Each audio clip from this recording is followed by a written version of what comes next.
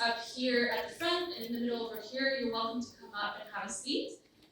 Make yourself comfortable. Thank you so much for attending. As I said before, my name is Lisa Monday, and I'm the Communications Coordinator for Cobourg Police Service and local resident for the last 10 years, and I love Cobourg. So I'd like to open with a land acknowledgement. We acknowledge that we are currently standing on the traditional and treaty territory of the Mississauga, Mississauga, and Chippewa Nations, collectively known as the Williams Treaty First Nations. These stolen lands are marked with a great history. We must work to gain more foundational knowledge and cultural awareness about, with, and from Indigenous peoples, so we may understand the truth and move to reconciliation in a positive way. We respectfully acknowledge that the Williams Treaty's First Nations have been stewards and caretakers of these lands and waters, and that today remain vigilant over the health and integrity for generations to come. We are all treaty people, Miigwech. Just a few housekeeping notes. As I mentioned before, we have some refreshments over to the side here and some treats. Please help yourself at any point. Should it need be, fire exits, located here to my side, also through the main entrance where you came in. Washrooms are also located just through the main entrance where you came in the lobby area. And designated smoking areas, please out front, far from the doors. Welcome, and we look forward to an engaging question and feedback period and community event here tonight. This event has been put together for residents, business owners of the town of Cobourg, and an opportunity to share experience on community safety with Chief Paul Vandergraaf and his senior staff here today. The objective is to listen to the community members on their experience and to take feedback and themes and ideas shared tonight and take them back to the Cobourg Police Service to look where we can plan and adapt our service delivery in a meaningful way. The purpose of this event, as I said, is to hear about people's experience and to have an open question period with them. We are pleased to have the opportunity to have, during the question period, Chief Paul Vandergraaf and Deputy Chief Haskins. The event will commence with some greetings from Chair Ron Kerr, Chair of the Cobourg Police Services Board. Chief will then make a short presentation that should last probably about 15 to 20 minutes. And after that we'll take a quick break and firm up for the question, feedback, and comment periods. It is important that we establish some guidelines here tonight, and this is to ensure that everyone who has questions or comments from the chief will have equal opportunity to pose it to the panel. So here they are.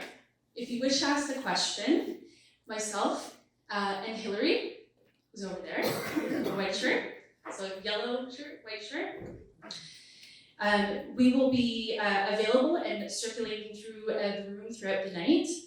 And if you want to pose a question, we have a chip system that we're going to try tonight. So if you flag us down, give us a wave at any point, we'll bring over a chip that you can, with a number on it. When this chip number is called, we ask that you come here to the front where when we transition, we'll have a podium and mic set up where you can pose your question to the panel. Should you not want to come up and use the mic or the podium, you're welcome to write your question down. Hillary and I will also have clipboards and paper and pens for you to write your question down, and I will, or the convener, myself, will pose it to the panel for you. Also, we have a mobile mic if that's available as well. Each person will be given 2 minutes for their question. To assist in your timing, what we're going to do is we're going to set up myself or Hillary, and at 30 seconds left, we'll hold up a piece of paper, which I'll show you when I remind us of the guidelines later, to signify that you have 30 seconds left. Once you've presented your question, the panel, Chief and Deputy, will have 2 minutes to respond, and I'll give them the same warning. Not warning, sorry, time.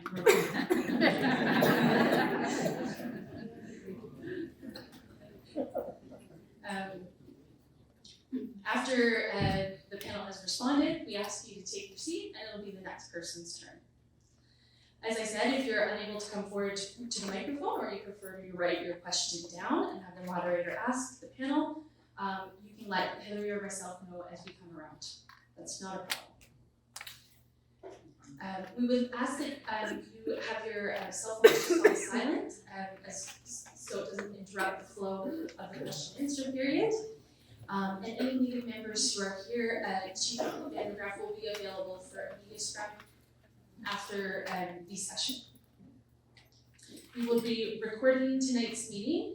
I'll point them out if you want to shift where you're sitting. We have a camera just over here and a cell phone setup, and one over here as well. And I will turn them to the podium when it's question and answer time. We ask that there's no live stream, but we will be recording the whole session and sharing the recording link out with the community and those who weren't able to attend tonight. I now like to call up Chair Ron Kerr to give some opening remarks.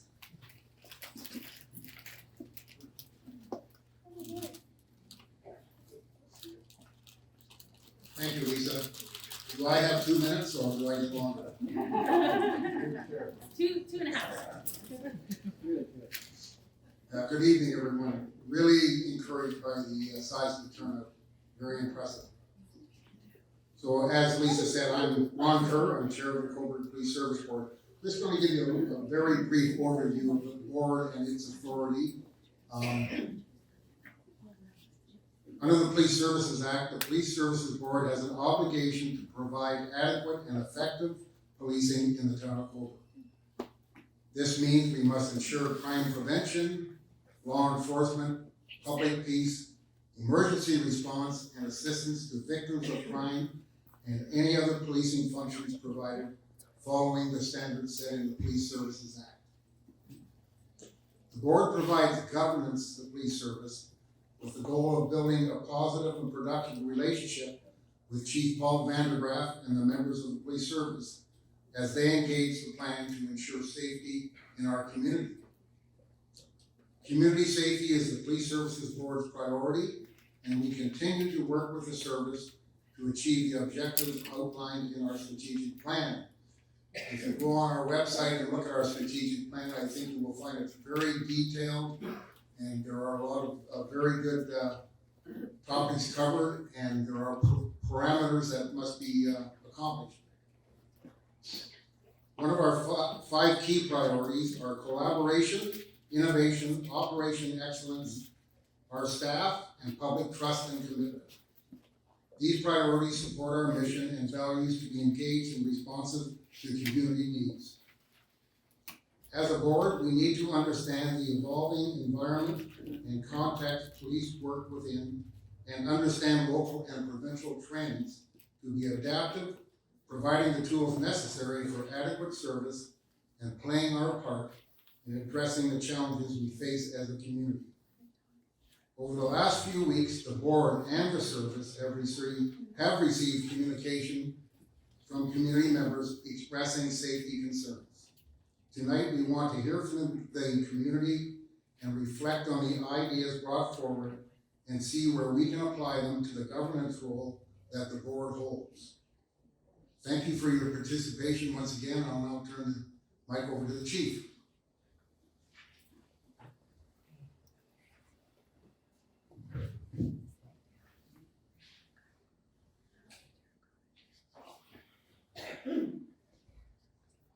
I promise it's not a stand-up comedy routine. I just gotta get a few things done here.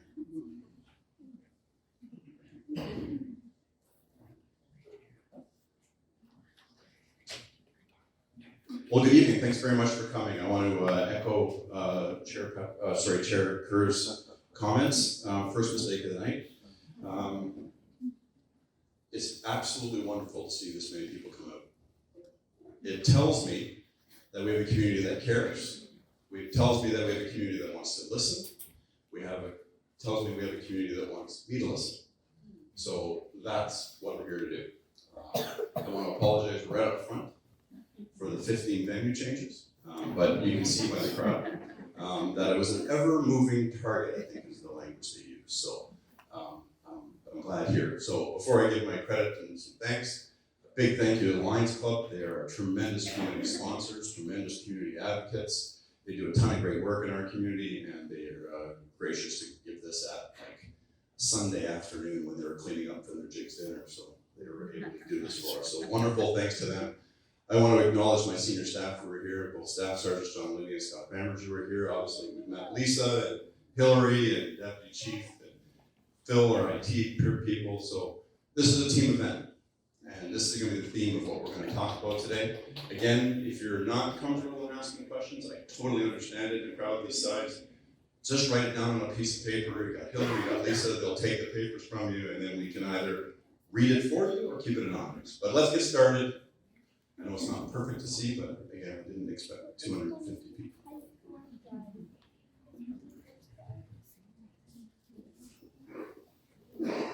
First technical glitch. Okay, so what are our goals for tonight? We're gonna start with some information sharing. I want to set a groundwork to understand what it is we're trying to accomplish through the evening. We're going to listen, and that's a key piece.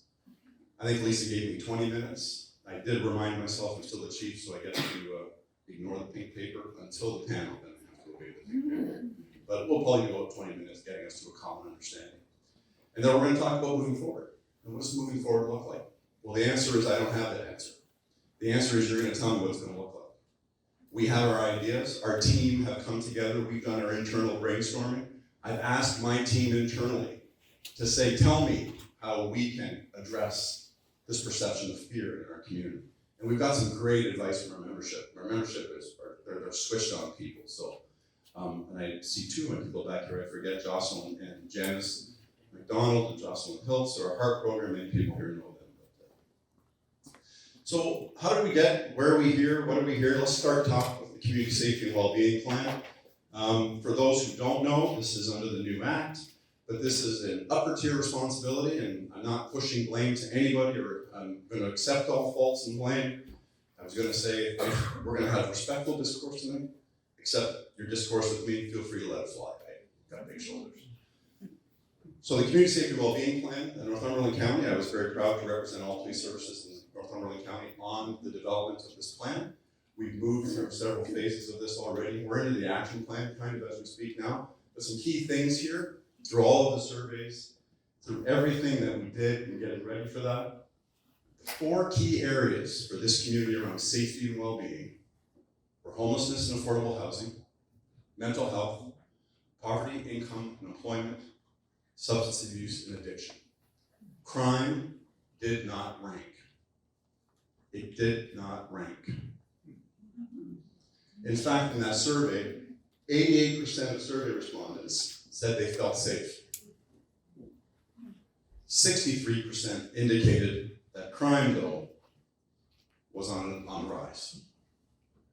So again, this is the step. We're talking about setting a framework or a benchmark.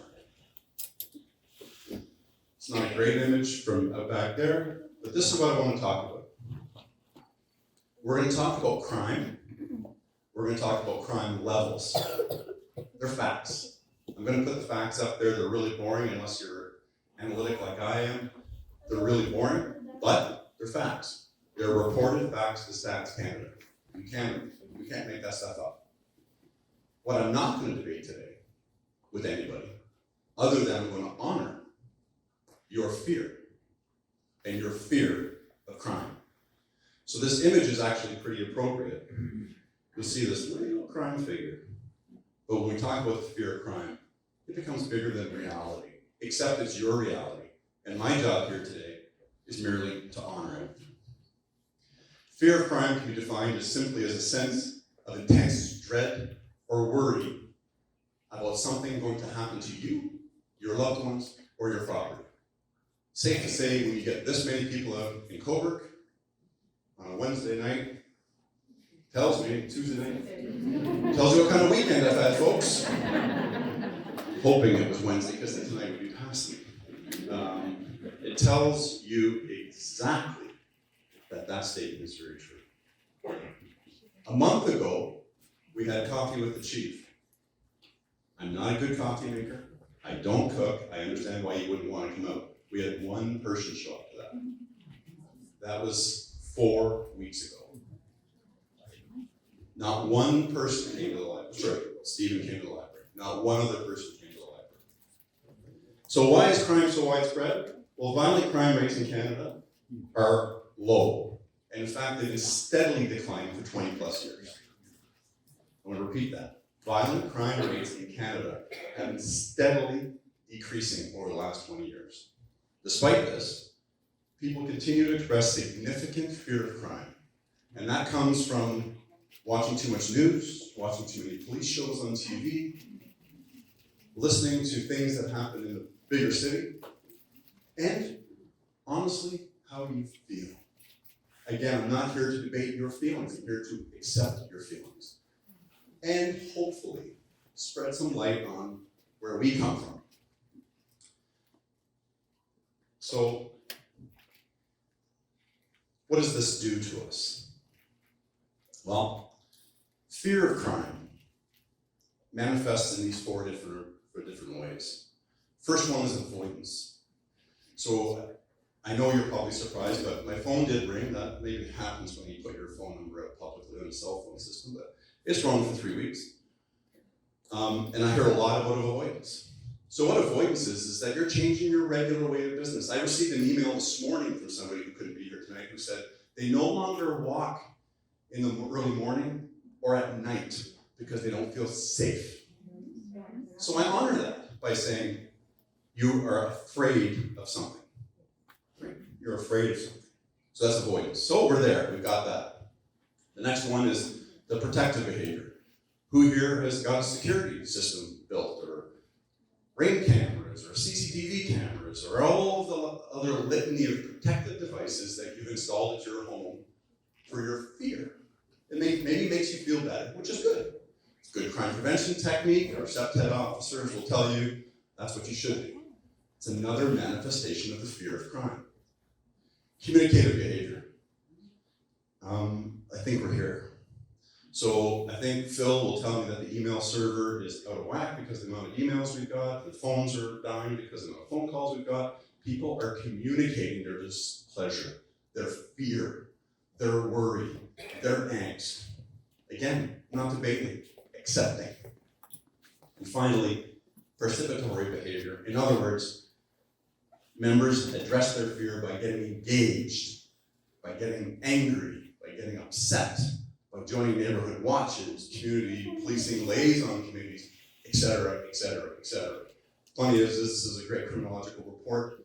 If I asked you when it was written, we would spend hours trying to figure it out. It was actually written in 1991. I started policing that same year. So, the town of Cobourg. Last year, we had 11,287 calls for service, which is an increase of about 5%. We've had a steady increase in calls for service. That's a little bit higher than normal, but still about par for us. We're increasing by about that rate. Just want to make sure.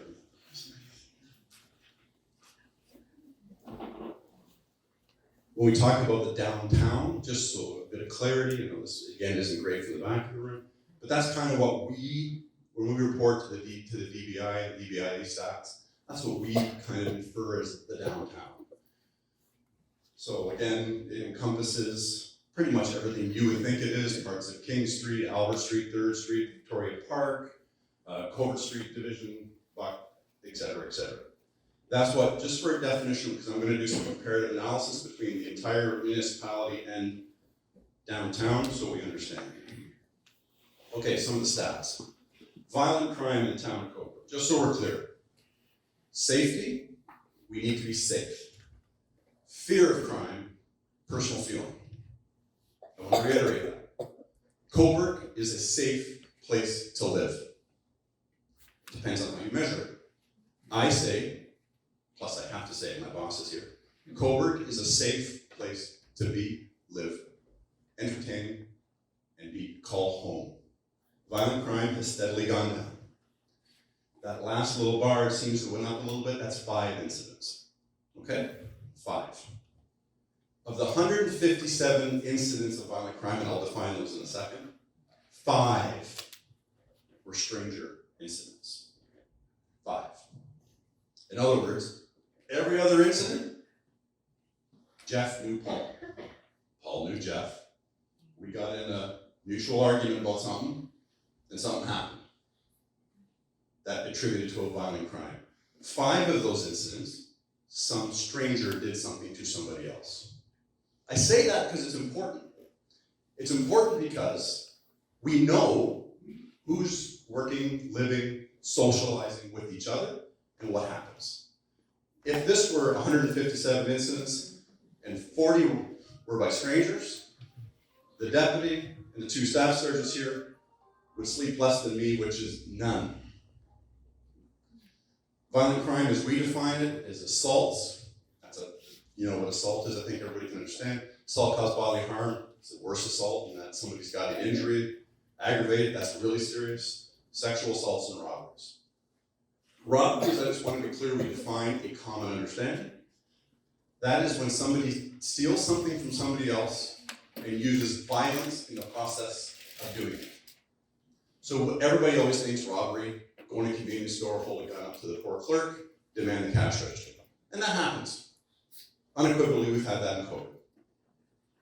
It also means somebody who knows somebody else pushes them down and takes their cell phone. That's also classified as robbery. And we know who took the cell phone, and we go get it back, there's a great team, and they return it. Just putting it into context for everybody. In downtown, 59 of those 157 incidents, 4 were strangers.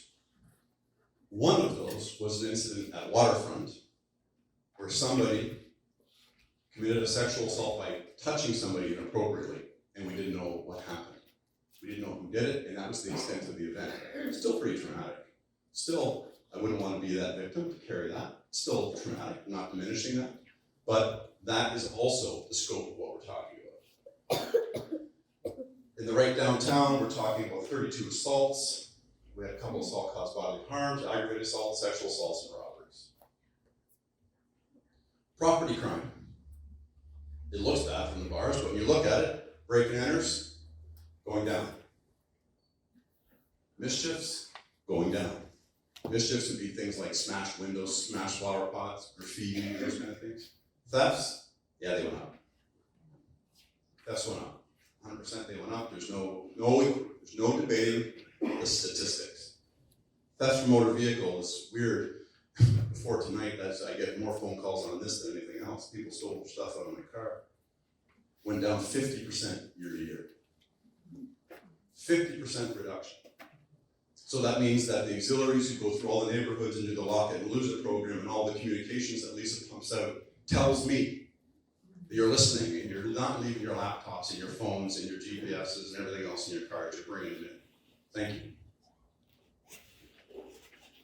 Again, those are sort of our 2022 totals for the municipality. For downtown, you'll see the thefts are, when you look at the numbers, the thefts are the ones that stick in the most in downtown. And then we have everything that when we report our statistics from the crime statistics data is the non-crime events. And actually, they take up more of our officers' time than the crime investigations. There are a lot more. Oftentimes, the non-crime incidents engage or involve the issues of addictions, mental health, and homelessness. No one thing is the cause of it. Not one thing is the causal factor that I could say. If I could fix homelessness, then we wouldn't have these non-crime events. No, that's not what I'm saying. What I'm saying is the intersection of these 3 social issues can lead to an increase in non-crime calls. So in our calls last year, 16% of all of our calls for service, that 11,000 plus calls for service, were in this bucket. A portion of this bucket, I should say. 905 suspicious persons calls. 125 disturb the peace calls. We don't make up these terms, by the way, because I often wonder about the terms, but again, Stats Canada make these things up for us. Unwanted persons, 547, 387 well-being checks, 558 specific calls to address somebody struggling with a mental health crisis at that moment in time. We are not psychotherapists, we are not psychiatrists, we are emergency responders. The fire chief is here tonight, and I can tell you his numbers in this area are probably escalated as much. EMS would have a similar bank of numbers. So what is a suspicious person call? The deputy recounted the story that he saw yesterday. Somebody had a bag of cans and was taking a can out of a bag, smashing it, kicking it on the street. Is it a crime? No. Is it peculiar behavior? Yeah, let's say yes. I think I'm going to say yes on that one. Is it a suspicious person call? Yes. Is it a crime? No. Does it have any connection to this person hurting you? No. Does it enter into your fear quotient? Probably. It's odd. It's peculiar. Disturb the peace. Two people yelling at each other at 1 o'clock in the morning is odd. At 1 o'clock in the morning, I'm done sleep, I'm up, and I'm starting my day, not usually 1, but not too far off that. So it's not odd for me, but somebody yelling, screaming outside your house at 1 o'clock in the morning is odd. So, here we be. Unwanted person. Generally, when we start talking about issues in the downtown, if you will, that is somebody who doesn't want somebody to be in their bank vestibule, on their park bench, in their front yard, sitting on the street. It's kind of, it's full circle, you know, you're almost at the end of the day when you had the exact same speech in 1998. And I said to the DBI in Belleville at the time, I understand you're upset for people sitting on the sidewalk at 1 o'clock in the morning when it's 40 degrees outside. They don't have air conditioning, they're living on the 3rd floor of an old apartment building in downtown Belleville, where you're sitting on your deck in your neighborhood with air conditioning on, and this person, this is their deck. This is where the person may come to sit and cool down. Is it disturbing? No. Does it disturb somebody? Sure. Does it compound your internal feeling of fear? Maybe. It's contributing factors. At the end of the day, somebody's sitting on the curb on a hot day, okay. But it contributes to this level of calls. Downtown, you can see our suspicious persons calls. Typically, when this was first created, probably, I don't know, 50 years ago, 40 years ago, a suspicious person was somebody sneaking through backyards. It's really redefined itself to being this. Unwanted person, well-being checks. This is a well-being check is somebody's not well and somebody's calling us to go check on the well-being of. This could be our team who respond to drug poisonings. This could be our team in concert with fire or EMS who are responding to a medical crisis or a mental health crisis. These are all the nature of the work. So again, I come back to safety and fear. My intent tonight was not to diminish. I hope I didn't do that. My intent tonight was not to do anything other to clearly identify for us that Cobourg is a safe place. It is a great place to call home, and we should be proud of everything this town has to offer. I recognize that people in this crowd are afraid, and I don't debate that. I honor that. I accept that. We're here today to work collectively moving forward now at how I can assist you in moving your fear from wherever it is on the scale, less than. I also know that if your house is broken into, that is a traumatic event. If your back shed is gone through and somebody has stolen your stuff, for some people, that's a traumatic event. I'm callous, old policeman who gets it.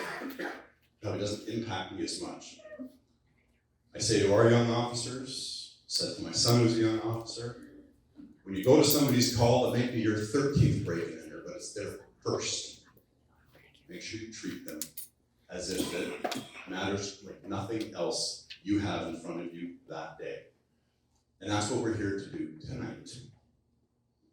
I'm not going to debate your fear. I'm accepting it. I've said it at least 10 times. I've showed you the statistics. The statistics do not lie. Violent crime is going down. The crime severity index for us is getting better. Our property crime, we could do some work on it. They've all made notes on this side of the room because they know I've said it a couple times. We can do better, but we have. We have done better. Our tiered policing response has demonstrated clearly improvement. So, again, statistically, our town is a safe place to be. We have to deal with crime and social disorder issues collectively as a whole as a police service, and our team are well poised for it. We applied for and received a grant for the Homeless Addiction Response Program, Jocelyn and Janice, working on that, working at the grassroots level to try to move people along the continuum from homelessness to whatever the future in their world holds. We work collectively to make sure our community is heard, this room is evident, that we address the concerns, that's what we're going to talk about next, and most importantly, remind everybody, Cobourg is a safe place to live and be. Okay, let's stop and go. So, here we go. Lisa, I don't know where you are, but I don't know whether my 20 minutes are. We're going to take a moment. The slide is there. It's chance and change. Here's the chance for change. So, what we've done, hopefully you've got some questions. We have the right people in the room to answer all the difficult ones. We're now going to turn the floor over to you. Everybody took time out of your day, out of your life, to tell me something. I might have already heard from several of you, and that's okay, I'll hear from you again. We good? So thank you so much. As Chief said, we're going to transition to a question feedback period. But we're going to take 5 minutes just to reconfigure a little bit up here and get the mics ready for the podium.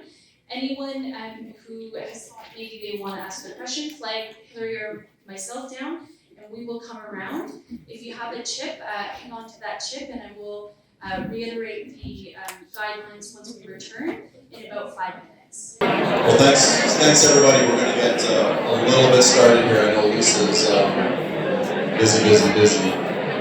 The deputy and I are just up here, just reflecting on this crowd because the vantage point from up here is pretty remarkable. And we both commented that I'm not sure what the outcome of today will be, but the first really positive thing we've seen is this is community building. Like this is people in the community from all sorts of different spaces and places who have come together for a single purpose or maybe a couple of purposes, but this is community building. So at the end of the day, I make no significant promise. The one thing I did say, and maybe I'll say it to the end, about Chief's presence, and I'll make a note to say it, but I just want to thank you for your efforts in making the right first step. So thanks. Lisa, over to you. This has got some really bad echo. Must be a speaker.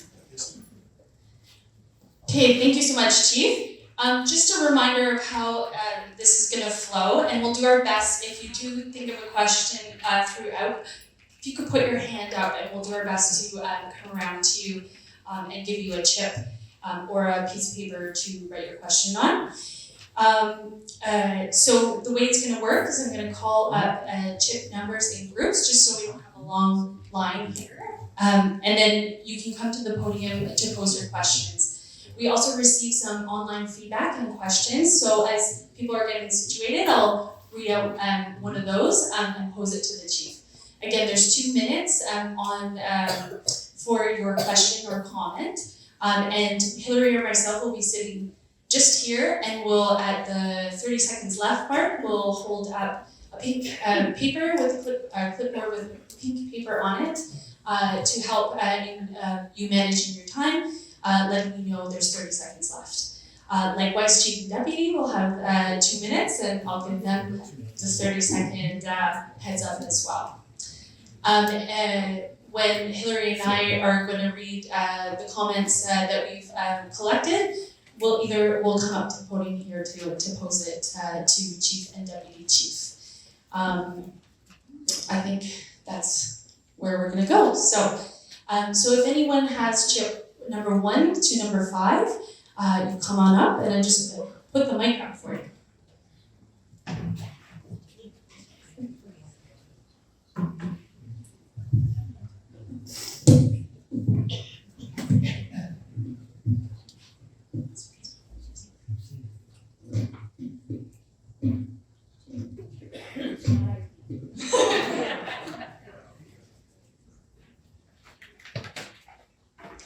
Hi, my name is Chloe Craig. I am a born in this area resident. I've been here for close to 40 years now, and the changes that I've seen throughout my life have been kind of substantial. I used to walk around this town, no questions asked, no problem, 2 o'clock in the morning when I was finishing a shift.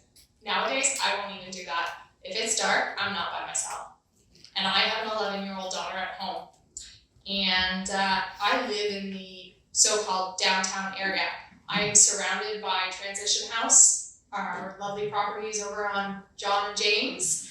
And the number of calls that I've had to make to the department for individuals under the influence, individuals using our property to get out of the sight of people, store their stuff, things like that. We found a bag with knives in it one day. We found drug paraphernalia. Our property, there are 3 little ones under 12 that use the backyard and play. We have to monitor that yard to make sure there's not needles and things like that.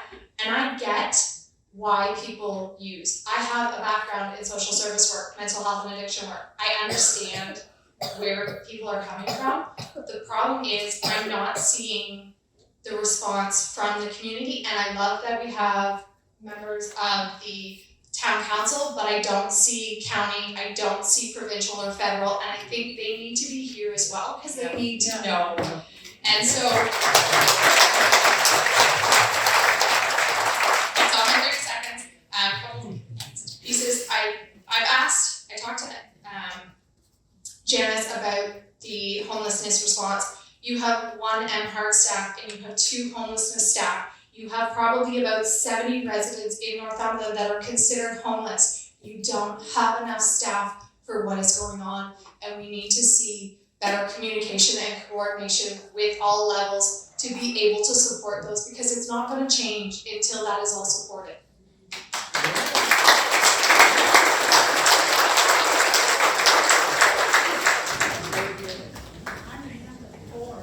So Chloe, first off, everybody else, I'm going to say it once. So first off, it's always something to be first, right? So thank you for taking the time to write a question down and come to the mic. So if I don't say it subsequently, I don't discount you. I'm going to make one giant thank you that you've put it forward. Chloe, thank you very, very much. I think I've heard the story, so I think I've got the email as well, and I think you and I have spoken before. We haven't? Okay. I agree. A system that has the social disorders of that intersection that I showed, it's not one agency that can solve this. And I applaud you, as everybody else did. You'll know the chair nor I got an applause, but you did some good one.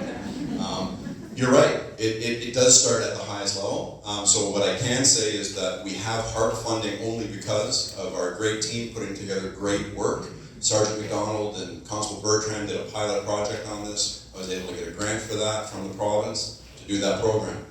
I would say to you that every uniformed officer who provides service to this community is a HARP officer at some point in their shift, every shift. In relation to the hard crime that you spoke about, we've had very successful drug warrants in certain homes, and maybe the ones you've referred to in your comments. We continue to do that. We continue to do great work. Our partnerships with local police services around us. But I echo your concern, and I've taken down the notes: better communication, better coordination, and that's something I can take away. I just got the pink card too close. So thanks very much.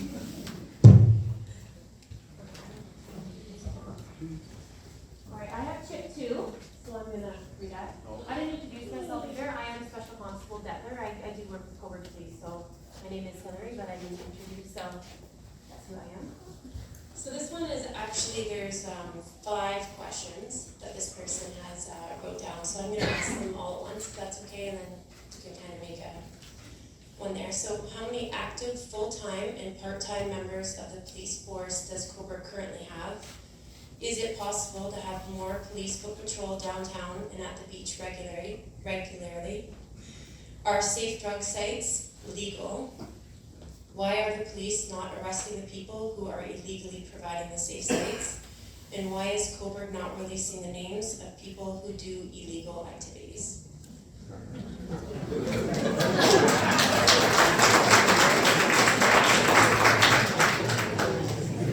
I never knew Pete Fisher was shy to ask.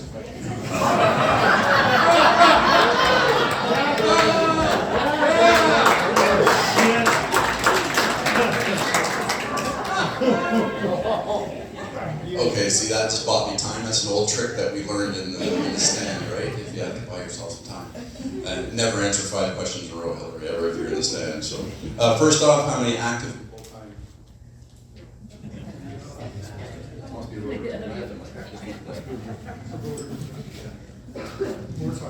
We'll try it again. If this thing dies, we'll see what happens here. So active and full-time, we have 36 smart police officers. We have a bit of a disability management piece that you would have seen that budget. The board has actually taken the forward thought to allow me to replace those people who are off. So, but generally our complement, if you will, is the language we use is 38, and that was a recent addition to this budget of 2 additional officers. One of them was supported by HARP, that funding. Part-time officers, we have 17 special constables who provide a lot of frontline policing duties, and they do court security and several other things, but that's not the purpose of tonight's meeting, but our tiered policing response. I would be remiss, the 2 auxiliary officers you saw outside. We have 21 volunteers who donate around 4,000 hours annually to this community, doing all sorts of things, including those crime cruisers, but also directed patrols. Police presence, this is a great opportunity. I'll answer the question right now. So we talked about fear. We talked earlier, or I talked about fear. So there's a lot of theories about you throw a bunch of police officers in bright green coats downtown, which we do foot patrols. In the dark at night when people aren't out and about, we still do foot patrols. There's a fair strong theory that if somebody's on the borderline, that they think there's a problem with crime, but they're not sure, they're kind of afraid, but not really afraid, they probably wouldn't come to this meeting. But when I throw a whole pile of police officers in one area, and all of a sudden they see a bunch of police officers, then they are obviously saying, well, geez, there must be a problem. Because look at all the cops here, so it must be really scary. So the rationale around, we call them random patrols with no purpose, there's no value to that. However, directed patrols at the right time in the right space we do, in the beach and different things. So we do that, and that's what I want to hear. I want you to tell me, you want more foot patrols, you want more, because that'll formulate some of our plans moving forward. Are safe drug sites legal, I think was the question, Hillary? They are. There's a lawful process for a safe consumption site in the province of Ontario and across Canada. The process is on the long-term care website. You can see the process. We probably forgot to print off the application. But there is a very thorough process that's laid out. It is a timely process, but sometimes a lot of good processes are timely. I'm going to jump to the naming. We do name people. We don't name every person, so it's a bit of a double-edged sword. You've probably heard me talk about this forever.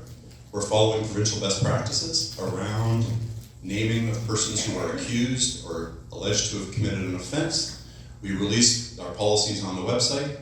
It's been on the website for over a year. I did a report to the board to explain why it is we don't and do. One of the things we do is we release a lot of information, which, in hindsight, maybe is adding to your fear of crime.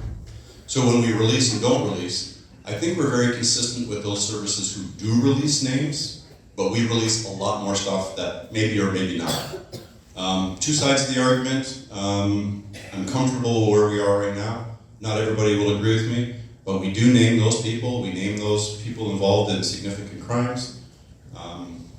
And sometimes when I don't see a real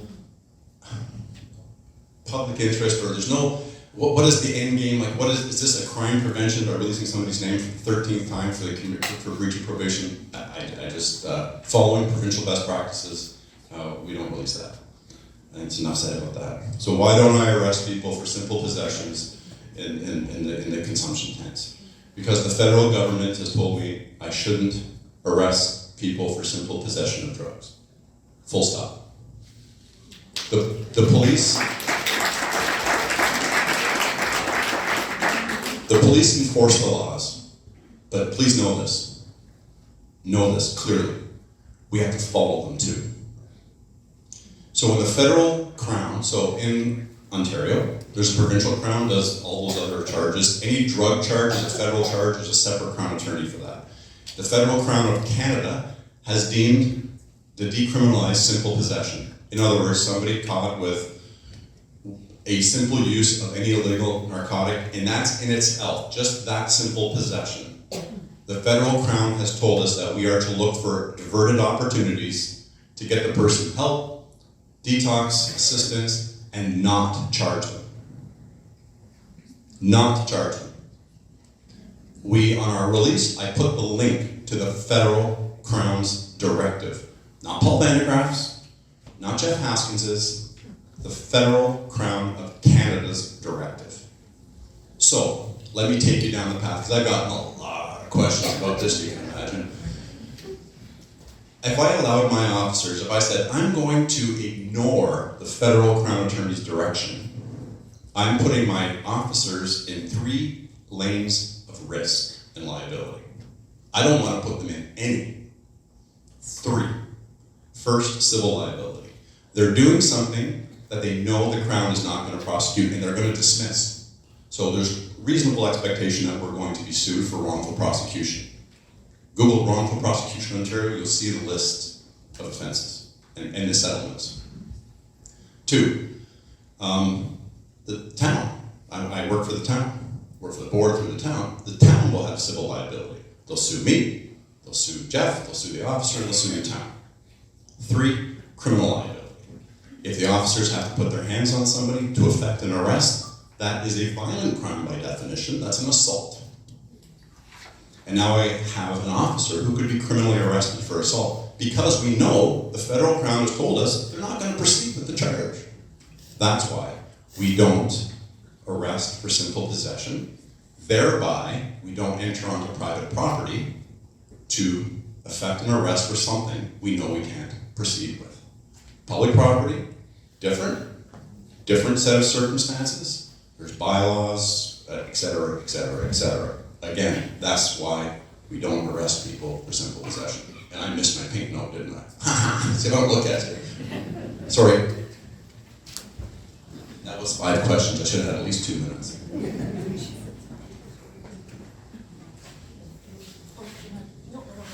Does anyone else have a chip that'd like to come up?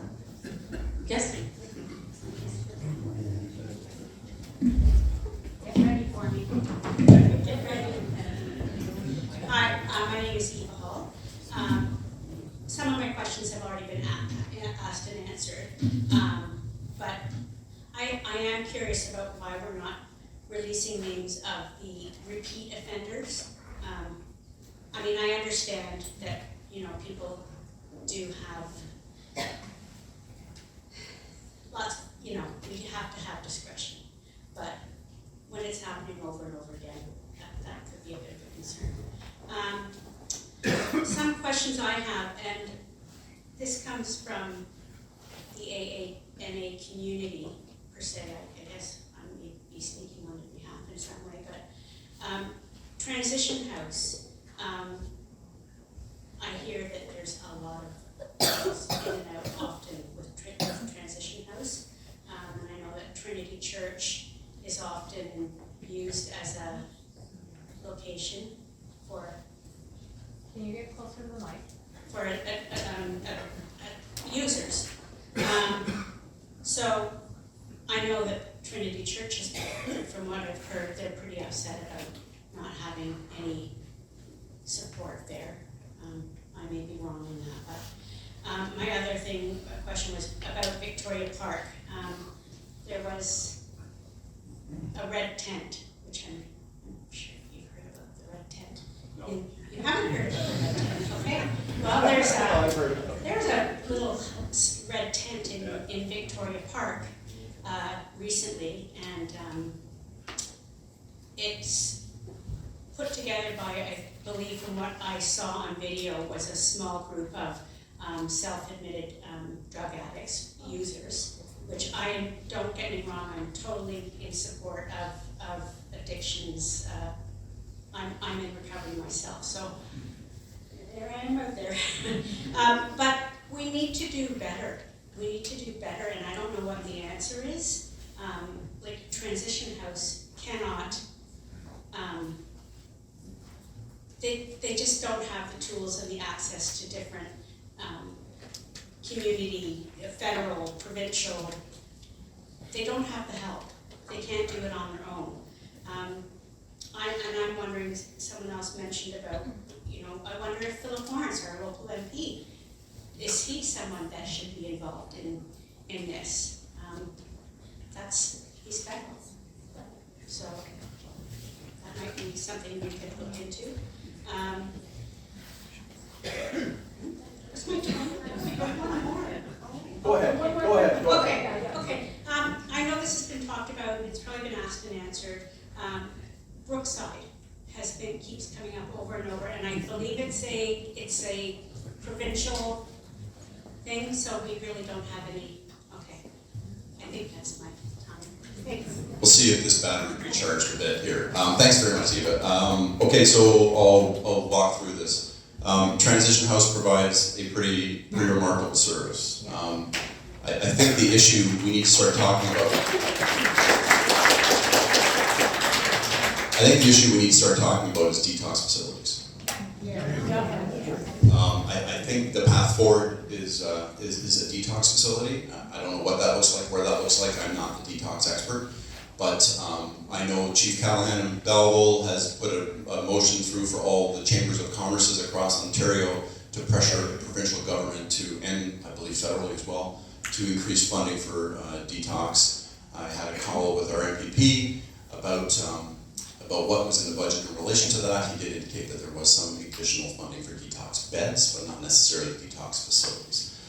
So we're very quick to throw Transition House and the efforts that they do, and I understand the community around Transition House, and we talk about those non-crime events, but there are people who, if it weren't for Transition House, would be on the street. There is a funding issue there. For sure, that is at the provincial and federal level, and I 100% agree with you. Again, go back to those Maslow's hierarchy of needs. Anybody who's listened to that, right? The basic at the bottom of that triangle is housing, food, clothing. So I entered the conversation with empathy there, recognizing that we work closely with them to try to get them to try to police better as we can, but it is a challenge. It's a challenging community, and I've said this in other areas, in other circumstances. High density living brings high density problems. In other words, when you have a lot of people living under one roof, I know when my kids come back from Ottawa and Peterborough all stay in my house, I'm usually looking for the chair to give me extra work to do so I can get out of the house. So this is no different. And these are people with high acuity needs. And I understand it, and I hear you, and I think that's going to link with Foot Patrol, and I think we have answered the repeat offender. David, if I've missed something, just grab me at the end and I'll try to top it. Can I have a rebuttal? In this debate, is rebuttal allowed? I think you have one more.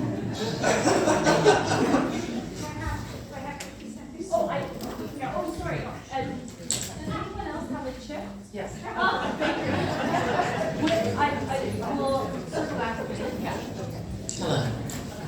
My name is Carolyn. I live on 3rd Street and I overlook Rodeo Park. I wanted to talk to you about the perception of fear and how that does create avoidance and provide a specific example. Last year I watched a mom and her 2 kids on scooters wanted to use the Frank to ride around. There were 3 people who were actively high, who were exhibiting that type of behavior. And so the 2 kids were told by their mother not to go there. I understand, I'm not afraid of the substance users. I've actually taken the opportunity to go and speak with many of them when I see them. I checked on them to make sure they're okay. I reached out to some of the people on the advocate side to get an understanding of where they come from as well.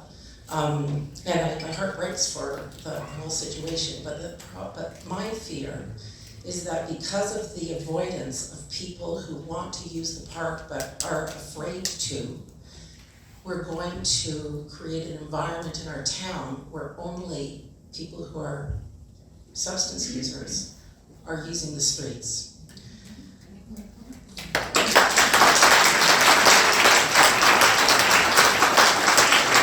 I think that the cabins and the tents are more of a cry for help. I don't think they're a solution, but I think the advocates are just saying, please, please do something, because there's nothing coming from the other side, right?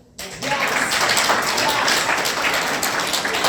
So my understanding is that Brookside is a provincial place. I don't know if anybody believes that that's the right place. It's an empty space. Apparently it has like facilities. I understand that David Piccini said we can make that available. I don't know if that was just words, but I mean, we have to do something. There's people that are homeless, not addicted. They deserve a place to live. The people who are addicted, who want help, need a place, and maybe, you know, this is a terrible thing to say, but maybe there's like palliative care for somebody who does not want to get off of drugs, who can't see their path forward. Okay, listen, these are emotional topics for everybody, and I appreciate we're not all going to agree, but we are going to respect space and time.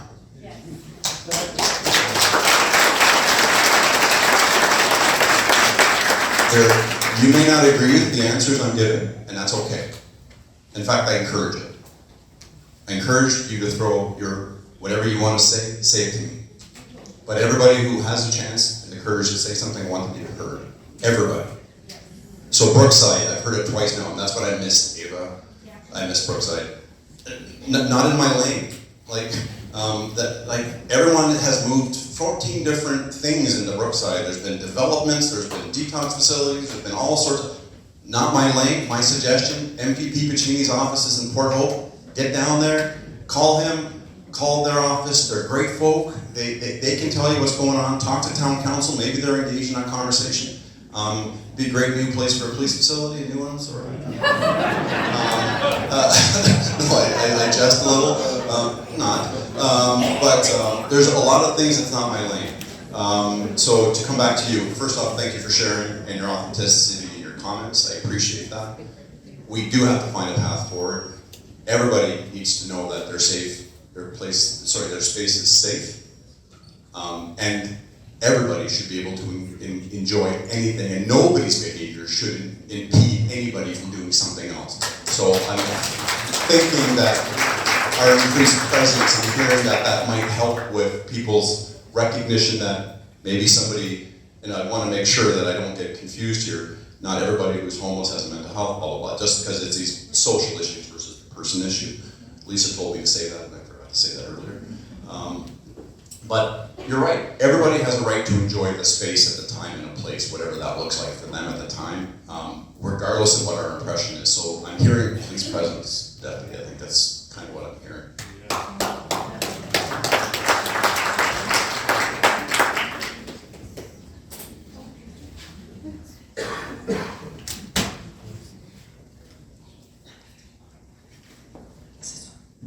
Hi, my name is Cindy Beeman. I'm the property manager at Trinity Place, which is the southwest corner of John and James. And not all the corners at John and James are not nice. Currently, we have many tenants. All of our tenants are very active, contributing members of our community. And we've had many conversations in my office about how we can be a part of the solution. And we have had to increase our budget to pay for our own security services to go by. We've had to install a lock so that our doors are locked at 11 p.m. and unlocked at 7 a.m. I hate the thought of having to kick somebody out of my lobby because they're looking for a safe, warm place to sleep. But I have my tenants to be concerned about, and right above my lobby is a tenant's bedroom. And we've seen drug paraphernalia in our hallway, in the lobby. We've seen remnants of smoking and whatever. I can't risk the safety of the people in my building. But we firmly believe that you can't find a solution working in silos, that all people need to come together to find a solution and hopefully work as a team and not boo people because they have an idea. We have to leave our egos at the door and we need to work together. So my question is, how can I get on that team?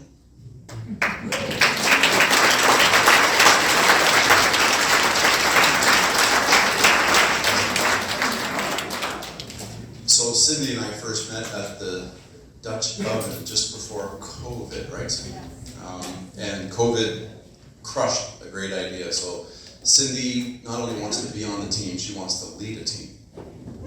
And she's laughing. She's running out the back door now. She has met with our staff, and what Cindy's experience is from a community policing liaison committee from 13 divisions, in Toronto. And that's a community grassroots organization that meet to discuss issues of crime, fear, in that, whatever that looks like in that particular neighborhood. I think that's the time and space where we're going to look for something like that. That is participatory behavior, so I'm just going through my checklist here. So we heard about avoidance, we heard about protective behavior, we're communicating today, and Cindy's taken us into that participation behavior, where here's an opportunity for a grassroots community group to create a community policing liaison committee. So we have that already, but that's something that we're definitely going to take. And one of our new experienced hires from Toronto, he actually put forward a bit of a plan when we did an internal scan, and his plan was something around that, I think, right, Daphne? So we've got that, Cindy, we have that in our chart, and thanks for coming again tonight. Was that 1 to 5? You got 7? Okay, we'll move on to 6 to 10, please, if you want to line up. I think we have a few here. Did you get a chip? Yeah. I do not. You can be part of this, and so come on up.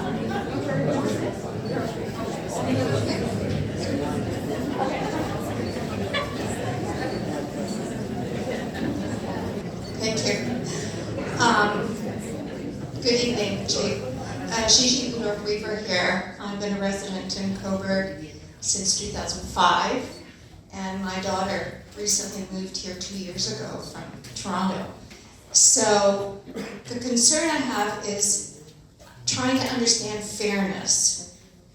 So in the case of my daughter and my little granddaughter going to the library, this is just a little snapshot of how do we discuss fairness with a 6-year-old. So going into the library, there's a refrigerator there, which is such a lovely sentiment to be able to provide at least some kind of nourishment for people who are in desperate straits. And I think might wholeheartedly, support those kinds of initiatives. Is it the right place in the library? When my granddaughter goes there and asks her mom, "What's that funny smell?" and looks around and is saying, "I don't feel good." And then you're trying to bring this little person into the realm of what is the library and the books and the wonderful support and all these exciting things that you can learn about. And her reaction is, "I'm not going to the library. I don't like it. I don't like the smell." So how are we going to, thank you, how are we going to be fair? How are we fair to these individuals who are, I'm sure not all of them have mental health issues, but there seems to be a feeling too that anybody who is a drug addict is something wrong mentally with them. So how do we clarify that? How do you make that be fair? And how are we fair to our community, especially our young community, like the other snapshot story of the children who wanted to play and couldn't because of the situation. So how can we be fair?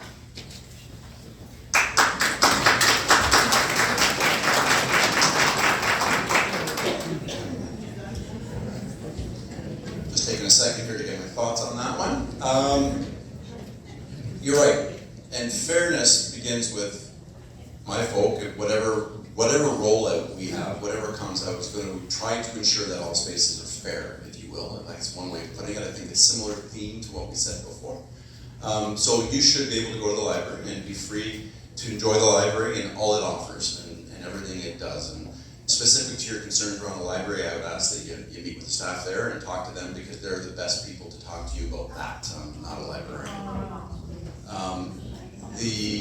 In relation to public spaces and usage thereof, the job of our team is to ensure that all people have willful, open access to everything that the community has to offer. And if that means we have people who are impeding others from using the Frink or playgrounds or the beach or whatever it is, then we're hearing very clearly that our officers are going to be engaged in ensuring those fair lanes, whatever they look like. Thank you.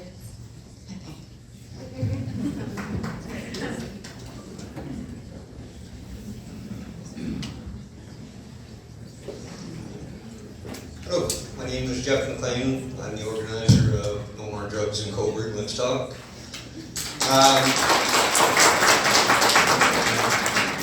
My question is a little bit personal to you and the Deputy Chief. It's not a personal attack, but it is an important question. Why do you and your officers not arrest known dealers and affiliates that continue to sell drugs by carrying the legal less than 2.5 grams using their runners on foot and in vehicles? We all know who they are, and so do your officers, but they are rarely arrested or charged, and many people avoid calling the police for fear of retaliation. We live in a small town, everyone knows who everyone is. Are you worried that the drug addicts will have a harder time finding drugs, if at all, and end up going through an unsafe withdrawal? And if not, why do your officers ignore them every day?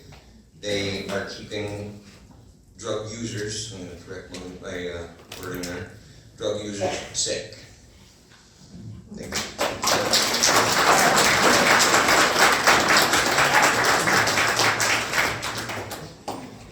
So thank you for your question. This is pretty challenging to respond to that, because our officers engage in work to protect the community from persons who peddle in poison in the community on a regular basis, and these are some very challenging types of investigations to engage into, and it takes a lot of work to identify and lawfully address some of those situations. So I want to counter to you and say that I don't actually believe that our officers willingly ignore circumstances where we encounter persons with drugs and what have you.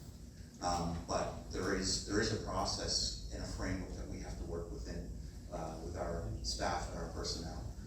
And we do collaborate on a regular basis with our partners in parole, partners in the OPP, to identify, disrupt any organized crime that contributes to the impact on community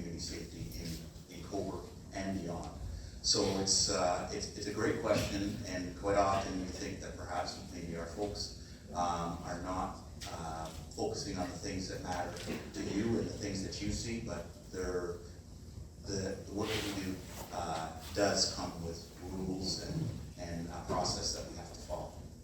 So thank you again for the question.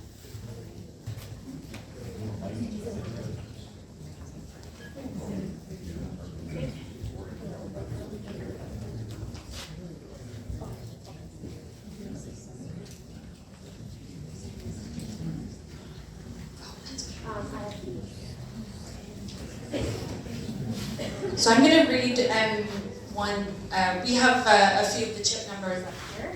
So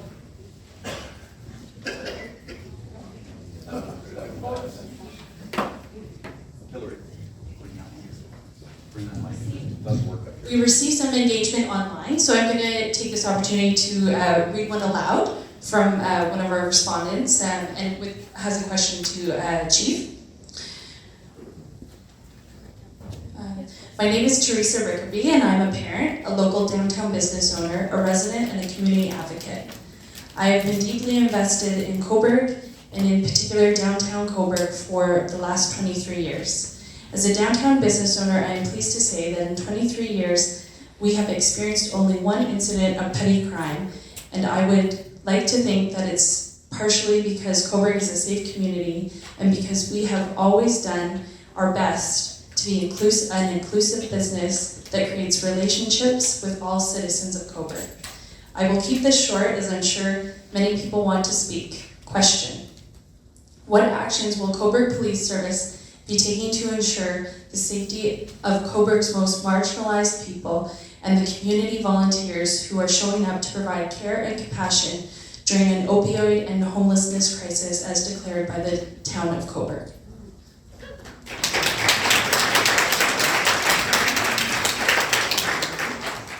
Everybody, I think, knows Teresa, and I appreciate Teresa's comment. Quite frankly, it doesn't matter what you do or who you are in town. Our officers, in my opinion, do a great job every day in protecting everybody. Period.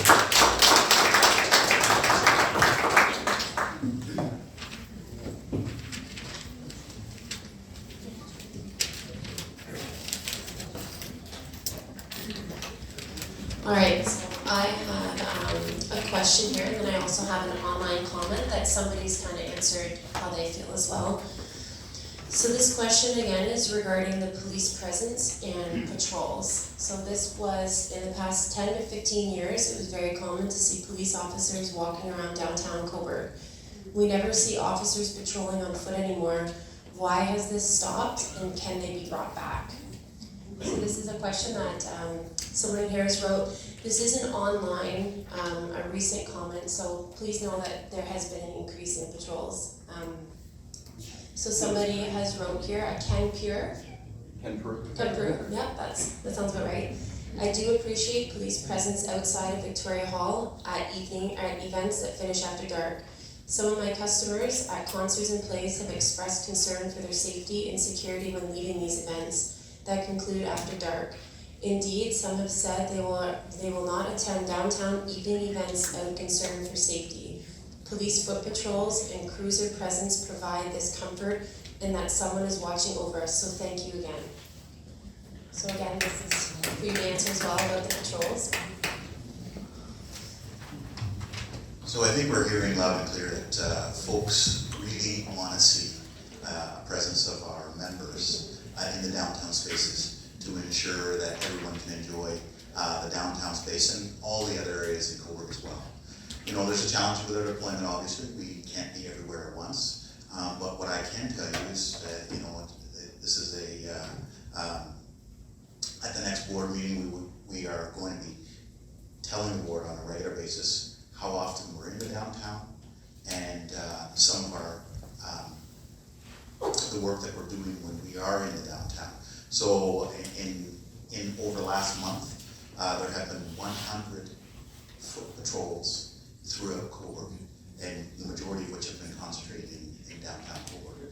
Although people may not always see where our officers are, it doesn't mean that we're not present, but we are hearing you that we are going to be more present in areas where people are congregating at Victoria Hall. I know that we had some deployments most recently, where members were coming out of concerts at around 10 o'clock at night, and we had a specific deployment there for that time frame to ensure that people feel that sense of safety when they're walking to their cars or walking home. So, so thank you again for the comments that are online and what have you to suggest that there should be an increased presence, and I can tell you that we are working really hard to create a deployment plan that includes that. And I was just going to add that we don't count in our foot patrols the efforts of HARP and Janice and Jocelyn to the side of the room. Yes, they do provide grassroots connections for people, moving them along, but they also hold people accountable, to your point, Jeff. They hold people accountable for warrants, probation violations, and breach. So it's a really unique program. It's been recognized provincially as being an innovative solution. So it's both the connection piece, but it's also the enforcement piece. And so we're there, but we're hearing loud and clear, you want us more. And that's good, and we're going to create those opportunities, what that looks like. I want them to be directed, not random, as I look at the two staff sergeants. So that means they're out with a purpose, and the purpose is reported to the community, and the results are reported to the community. That's directed. Sorry, I know the pink paper on it, but I don't think I like that rule. Thank you, Chief. And it is going to be bike patrol season soon, and so I'm pretty excited about that as well. So you'll see lots out on that. So I know, I'm sorry. I'm excited about bike season. So this question is, there were 5 stranger crimes in 2022. How many have been in 2023? How many in the previous years, 2019 to 2021?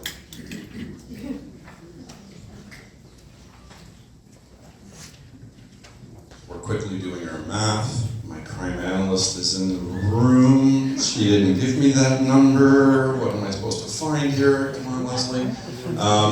Year to date, we have 4.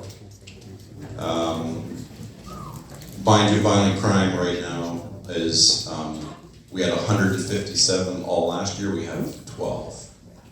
And what was it years before? 2019, 18, 2020, 9, 2021, 8, 2022, 5. It looks like we're on a bit of a trend upwards. So it's something that we have a great team, right? We have a crime analyst who gave you all this great data, and this chart was put together by Leslie like all weekend long. So thank you very much, Leslie.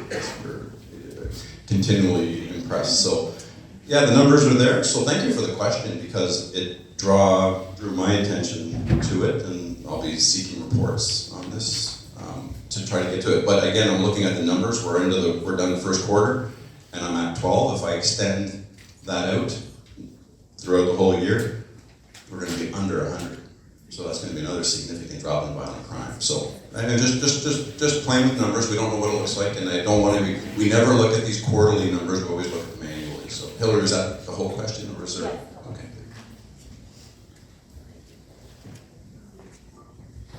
All right, I apologize if I'm reading these and I missay a word. I do apologize. Everybody has different handwriting here, so I'm going to try my best. This is a comment from one of the community members here. What has been described as nonviolent crime is still crime, and justifying causes fear. Night prowling, disturbing the peace, Section 430 of Criminal Code of Canada, mischief, destroy or damage property, Section 264.1, uttering threats, Section 17, trespassing, loitering and prowling at night. So my question is, the police have consistently not pressed charges for these crimes under the Criminal Code of Canada, and why?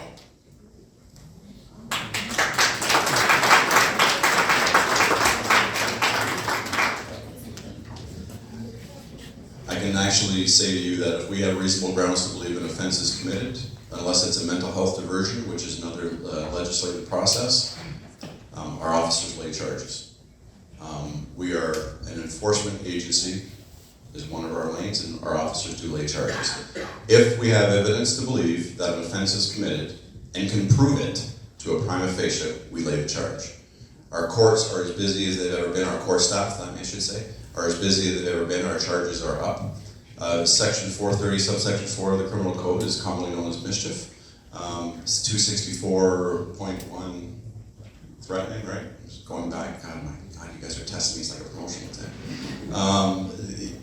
These are offenses, sure. Disturb the peace, yeah, it's an offense. So let's talk about cause disturbance. Section 175 of the criminal code still. And we need to have a complainant. So somebody who calls in dispatch at 1 o'clock in the morning and reports an anonymous complaint about people yelling and screaming in the street is not cause disturbance. That's a disturbance call. They can't lay an offense, can't lay a charge. So we need a complainant, it's a summary conviction offense, our officers have to find committing or proceed afterwards. Threats, victim-centered approach, not all people who are subject of a threat want charges to be laid. Sometimes they just want it to be reported. So we don't necessarily lay a charge because all of our offenses around persons' crimes are victim-centered. So the victim has the right to help us direct the process that we can undertake. Again, like the deputy said, to get to a drug warrant, if you will, there's many, many steps. To get to a criminal harassment charge, there's many, many steps. It's not TV. I say that with some sense of humor. We're not going to solve all offenses in an hour with commercials. And sometimes we can't solve them. Sometimes there's a series of offenses or a series of facts that we just can't overcome. But I again stand behind my membership. They know that where I stand on this fact. If charges are available, charges are to be laid, the courts can manage the process. Thank you.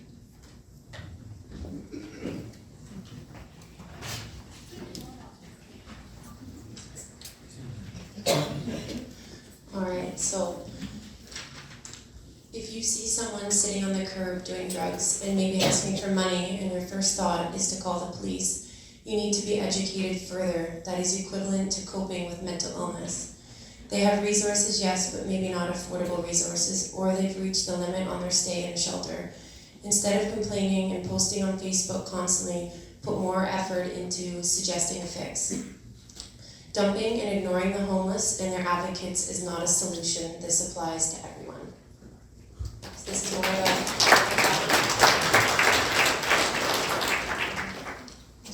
Did you have anything that was more of a...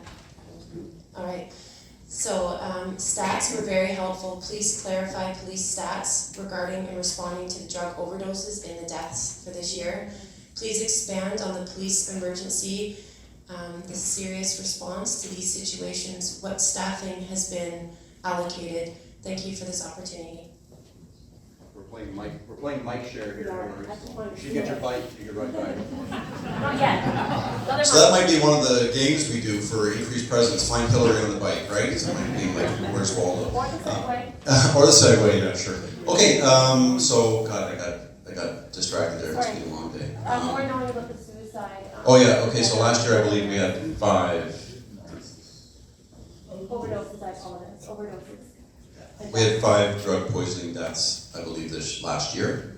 And I'm sure there were more, but not necessarily engaged with us. It might have been elsewhere, but we had reported 5. And how are our officers responding to that? I've said this before, so I'll just repeat the same language. When you become police officers, and again, I've got 33 years in this, a life-saving event, in fact, that I was engaged in a life-saving event, might have happened once or twice, and our officers are doing it more because of the opioid epidemic that exists in our country, not covert, in our country. And our officers respond to these, I think last night, 2, where we went, where people were taking care of people, but our officers still attended, dealt with whatever we could deal with and move on. So our officers are obviously equipped, trained, they provide the necessary assistance, oftentimes ambulance is present, fire service is present, all emergency services are present, and we provide that kind of care. As far as a death, a tragic death in relation to this, it's like any other death investigation, it has a very thorough process that's oversaw by right up to including the deputy chief, so we know, and the coroner's office. So I'm very comfortable that our folks do, again, a great job on that. But to answer the question, it's 5. Yeah, and I don't want to get too much in the weeds of statistics because I just don't want to misspeak. But again, if you have a question about them, let me know after the fact, and I'll get you the real data out of here. But I'm confident on the number 5. I think I got that, Hillary.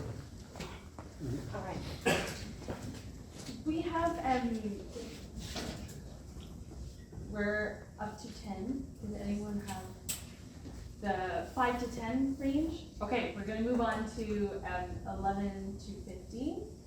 I think we have most of them here. I think so. Is there anyone in 11 to 15? We're all sharing.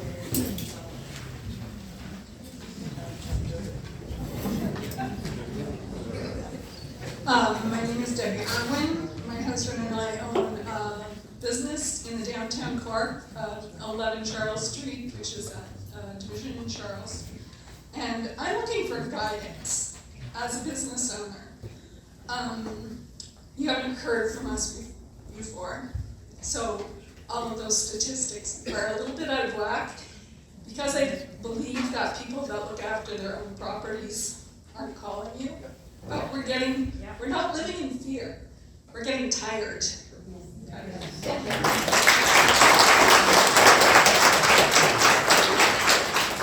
So I have a few questions. I'm gonna go as quickly as I possibly can. We've been business owners in the area for 35 plus years, the same location. I've never had any of these issues until the last 3 years, as you know. How do we as business owners handle the constant, almost daily property damage? How do we deal with garbage? Some of it that I do not wish to pick up myself. How do I deal with the daily urination at our property? And the constant trespassing. I understand people need dry places to sleep, but damaging my property to sleep under my stairwell in the back area is getting really difficult when you're trying to run a business. How do we handle the constant harassment of our staff? We are very close to the Frank between, we're right at the trailer park, Frank, right in that area. Our staff is being spit at, chased, screamed at, going to their cars at night, coming to our business in the morning, going to the bank, going for a coffee or lunch. This is a daily thing that's happening. It's hard enough to get staff in Coburg right now. I don't need staff leaving because of this situation.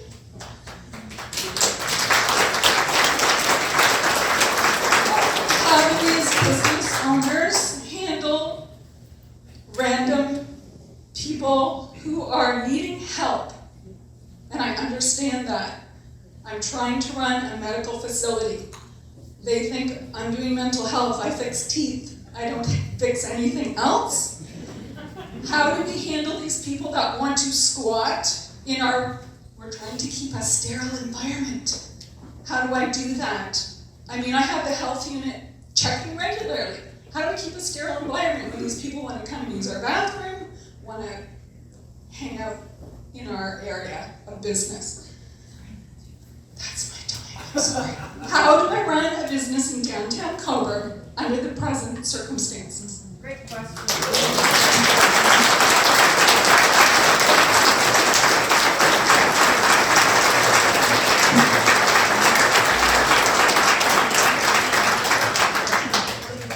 Thank you very much, Debbie, and again, thank you for your authentic comments and questions. Yeah, so obviously we got to do better for you. We're not doing it well enough.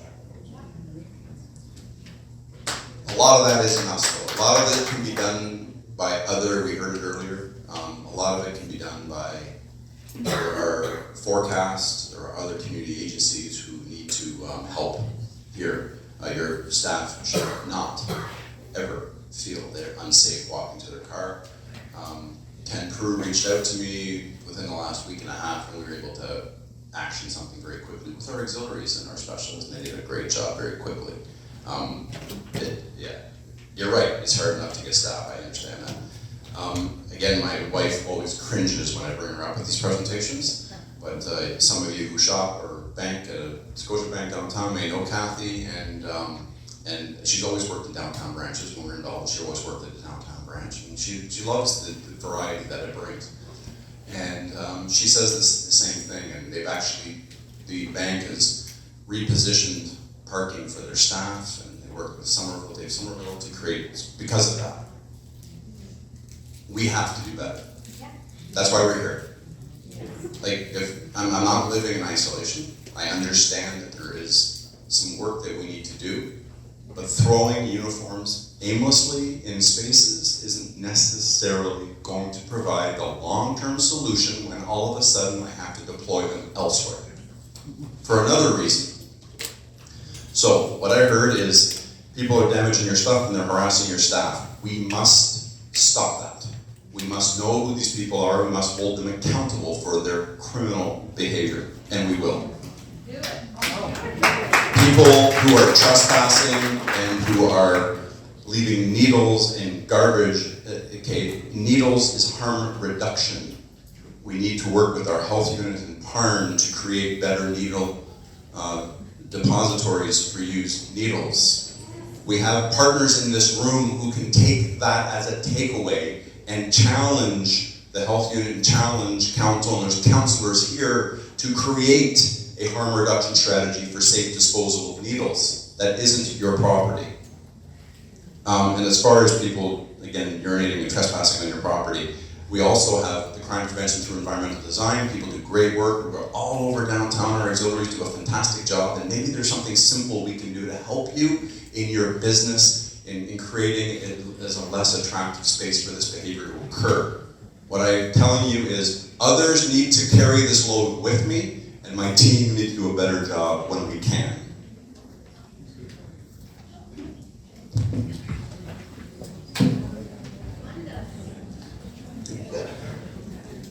Thank you, Chief. I have one here to read.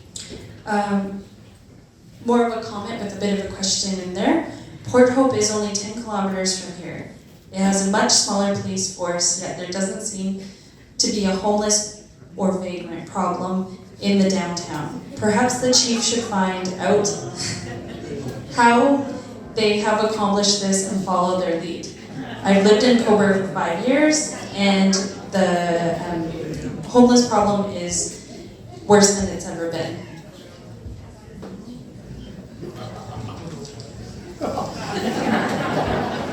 So I'm not a Cobourgian or a Port Hopian. I came from Belleville, as everybody knows, so this whole Hatfield-McCoy thing is truly, it's something. I tell you, it's something else. And listen, Cobourg, all serious, Cobourg is the county seat. The bulk of services that exist in Northumberland County exist in Cobourg. The warming room for people in the winter months is in Cobourg. The drop-in center and/or churches who provide the care when there's not other care for people are in Cobourg. The county headquarters, head office is in Cobourg. The court is in Cobourg. The old adage that I heard is, Chief, you got the hump. And you got our Canadian Tire, so.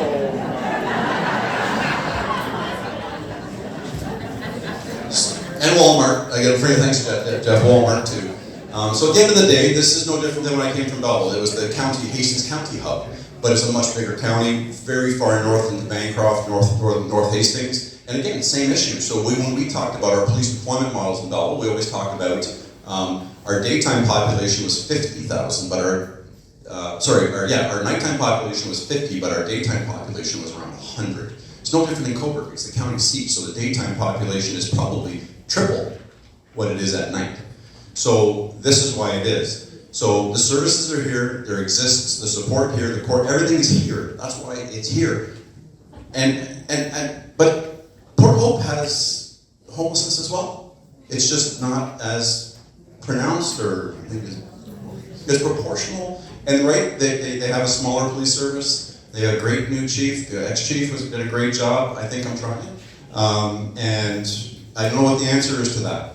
Again, we talk about crime. Our numbers, I'm satisfied with our crime way we're trying to work it down. The other social disorder stuff just exists in Cobourg. I wish I had an easier answer, and I wish I could say, let's make it Port Hope's problem. But that's not what we're doing.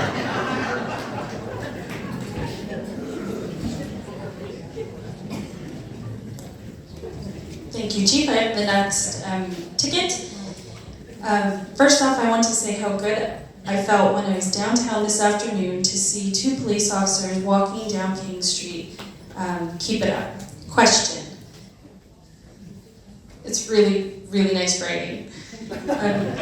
I'm concerned that I can't access the ATM machine because it is closed after hours because homeless people were sleeping there.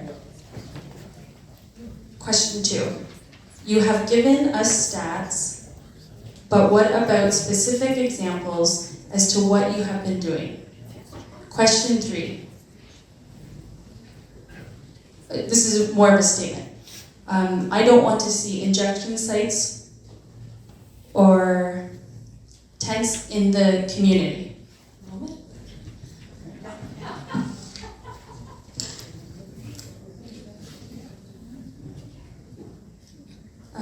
Living downtown, I was at the Tweak Easy meeting last week, and I was one of the 50. I apologize. One of the 5 people, and there was over 60 present. I apologize. I'm going to leave that one, but the questions about what we're doing. Sure, quickly, the bank vestibules, that's a decision of the banks. Again, that's their right to close them or open them or not, so I leave it to the banks. And you can deal with that. Specific examples of what we're doing. So let's talk from crime prevention, our auxiliaries, our special constables, our tiered policing model. We have the crime prevention through environmental design. We have a lot of community outreach opportunities, the fraud presentations, all of those things that we're doing. Lots of preventative stuff happening every day. Engaging with the community from a different perspective, from HARP and MHARP. That's MHARP, for those who don't know, it's a police officer and a crisis mental health nurse in the car at the same time, working people through the crisis of their mental health crisis, getting them to appointments, getting them care. We have lots of collaborative efforts with Northumberland County, with the town. We work very closely with bylaw to make sure the right people are doing the right things at the right time. From a law enforcement perspective, we've talked about it. We work very closely with Port Hope and the OPP. We've had significant success in drug warrants, and the team goes out, a big cheer goes out to the officers and the work they do. The deputies already indicated it's a big job. This is not TV, people. To get an information to obtain a search warrant, it is a long and drawn out process and takes lots of time. We do that. We still do that. Our officers on random patrol, just out there doing their job, stock cars, recovering firearms from our community. The deputy said earlier, our people do not turn a blind eye to this. I wake up every night and I look at and I wait for the end of shift report, and every night our people are doing significant crime abatement exercises, both preventative and reactive, and that arresting people for doing the wrong thing at the wrong time. So that's what we're doing. I'm not going to comment about statements. Everybody has an opinion. That's awesome. And we're going to do more, and that's why we're here. The move forward piece is we're going to do something more, something unique, something that works for us. And that's why we're in this participatory phase of our managing our manifestation of fear. I'm cognizant of the time. I don't know what the score is, but we do want to wrap this up, and I'm happy to keep going. 4 more. Okay. Unless there's some other ones. Is there anyone with a chip out there? Okay, so let's move to a few minutes, and then we'll work with the. Sorry, just here's the mic. Oh. Staff, my colleague Ruby. I've been a resident here for 2 years. That's okay. I believe that I do understand your thing on fear. I don't think the fear comes from our regular homeless people or, you know, our locals that are in distress. I think it comes from the fear when these people are acting extremely odd. They're in psychosis, they're threatening people's lives, threatening to stab people. I don't know what could be done about the immediate danger and our fear when these things happen. When they're in our buildings, when they're in our bus shelters, when they're on the corner threatening people's lives. The other thing is who's responsible for the drug cleanup? Right now, as we speak, I have a meth pipe broken in my lobby. I have, since this afternoon, there's tin foil sitting there. I have dogs and children. and I'm just here for information on how to fix this problem. I have residents that we can't sleep. My landlord has hired the K-9 unit to sit down there on King Street. I still can't sleep. I don't know what you want me to do in the best route into fixing this problem for me and for you guys.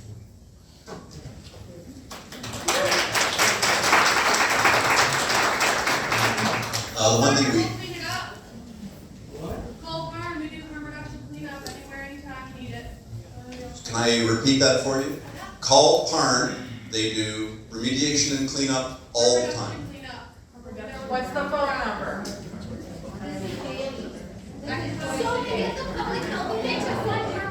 Thank you. So they said, call Parn, they do harm reduction cleanup.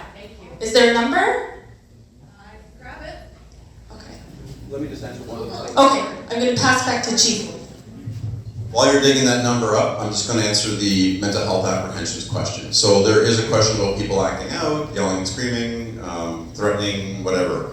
Our officers regularly attend, and they will meet with individuals, assess through MHART, or if MHART is an after hours, go through a mental health screener. If there's an apprehension under the Mental Health Act of Ontario, they'll make an apprehension, take the person to Northumberland Hills Hospital, will be assessed by emergency services, emergency room doctors to determine whether or not they're going to stay at hospital for a couple of days to manage through their psychosis. So that is something that happens, and those who aren't apprehended, that's when HART and or MHART kind of kick in with them the next day, try to engage the ACT team, Forecast, or other agencies in the resource. But again, there's an example of it's not a crime to yell and scream at the sky. It's annoying, we don't sleep, it creates fear, but there's no offense for yelling and screaming at the stars, okay? So we do the mental health apprehensions, we take them to hospital, we get them the care that they can that way. Do we have a number yet? Yeah, again, we go back to the cause of disturbance of the summary conviction offense, so we have to find the person committing, and I need a person to provide me a statement who's willing to go to court for a summary conviction offense. That's just the law. Not that we can't, but and then if they have suffered from mental health crisis, they'll defer that. So the PARN number, 705-749-9110. 705-749-9110. And they do, as I understand, drug paraphernalia remediation and cleanup, correct? Correct. Thank you.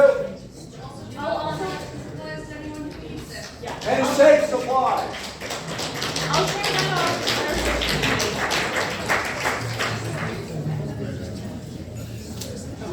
The other one's on there. I saw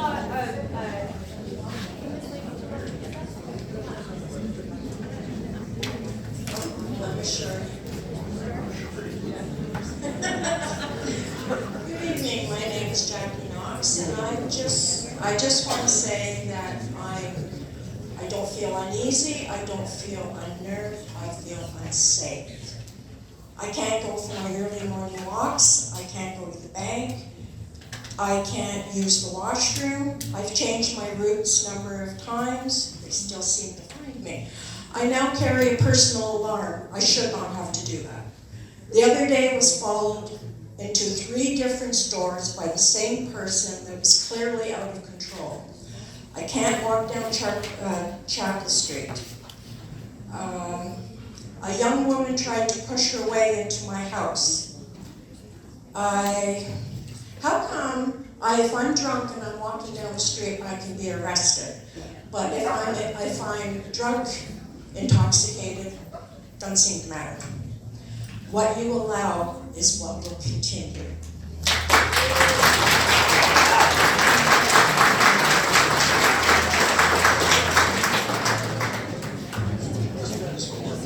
Thanks, Jackie. You're right. What we allow will continue. What we have to do is follow the rules and the law and order. Again, it's not reasonable that you should be followed into 3 stores and feel uncomfortable. I would ask in the future, if you feel uncomfortable, to make sure that you call out the first time so our officers will go and see what we can do about this. You're right. Again, this is going back to this need for increased presence. It just keeps coming back, but in a directed manner. So, yeah, I hear you, Jackie, for sure.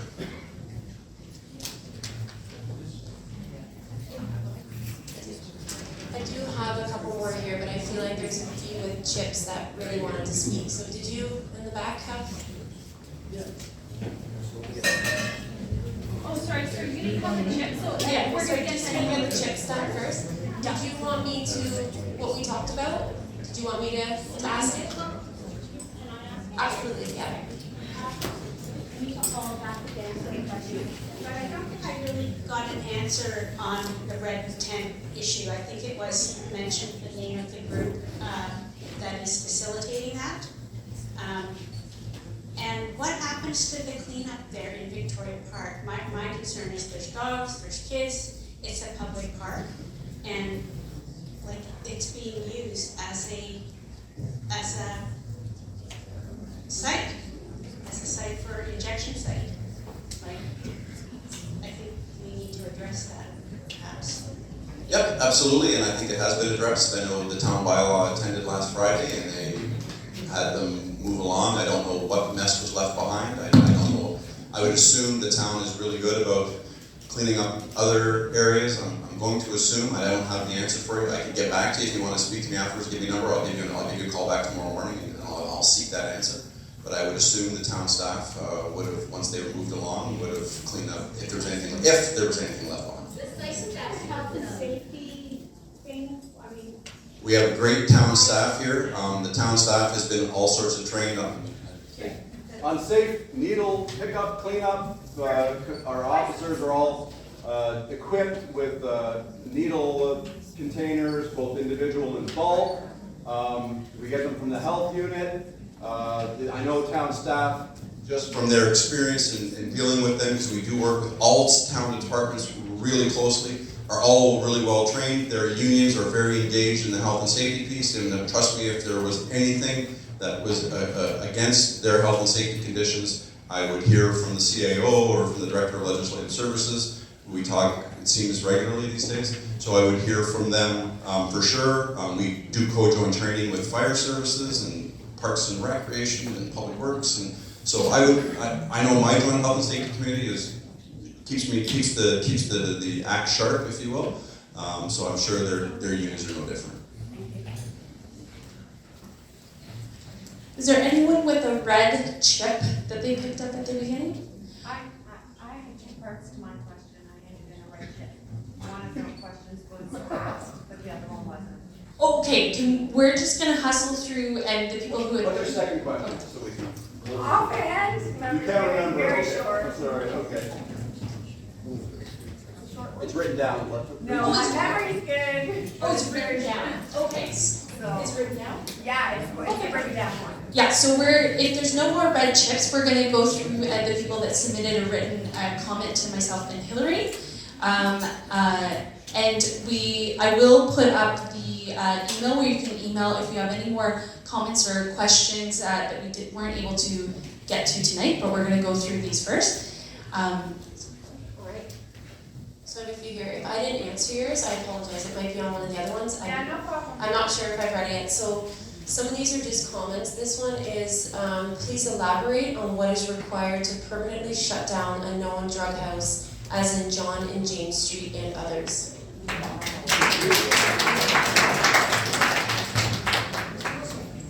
Permanently shut down? Is Ann Taylor here from the planning department? Listen, that particular residence, we have information that we can get. We obtain a search warrant, we execute the search warrant, we arrest those individuals we find within, we lay the appropriate charges. If it reconvenes the next time that particular residence, you'll recall that we held the landlord accountable. And we actually worked very closely with fire services and ensured that the fire code was being followed so that everybody who was living there was safe, because at one point it wasn't safe for everybody living in there. So we use all means. So we use the planning, we use property standards, we use the fire code, and we use the criminal code to ensure that. But at the end of the day, we do not have in Canada the authority to permanently close a residence. That just doesn't exist. So this is, I recognize the statistic was not shared. However, stats released by national organizations, including the Mental Health of Canada, show that those who are vulnerable in our community experiencing mental health crisis, addictions, and homelessness are more at risk of being a victim of crime such as assault as opposed to always being a perpetrator. What is the police doing to support the safety of those vulnerable community members? As for the increased risk to these individuals' safety, what community education is happening to regard this issue? Yeah, thanks very much. Again, question asked, question answered, I think. We protect all people equally. We don't differentiate. The same study, I have read that study, and actually a piece that's missing in that is the elderly are also highly proportionally different. So, just to remind everybody, we enforce the law regardless of who is committing that offense. We don't turn our blind eye. We have to understand that the court system, I'm not putting this on the courts, but we may arrest somebody for an event that if there's mental health related to the offense, they may divert that appropriately in court. That's not my officer's opportunity. They manage their system. We do it with youthful offenders. We do it in other circumstances. So diversionary courts are very common in Canada, and that's a good thing, because we keep people accountable, but we move them to where the appropriate response is, and that was actually the foundation of the Youth Criminal Justice Act. Again, it's a skill testing question for my good staff sergeant, but when I started, it was the Young Offenders Act. So when the Youth Criminal Justice Act came into place, that diversionary process was embedded in that act in relation to youth, and there's no difference with issues of gender-based violence, issues of mental health-related offenses, etc.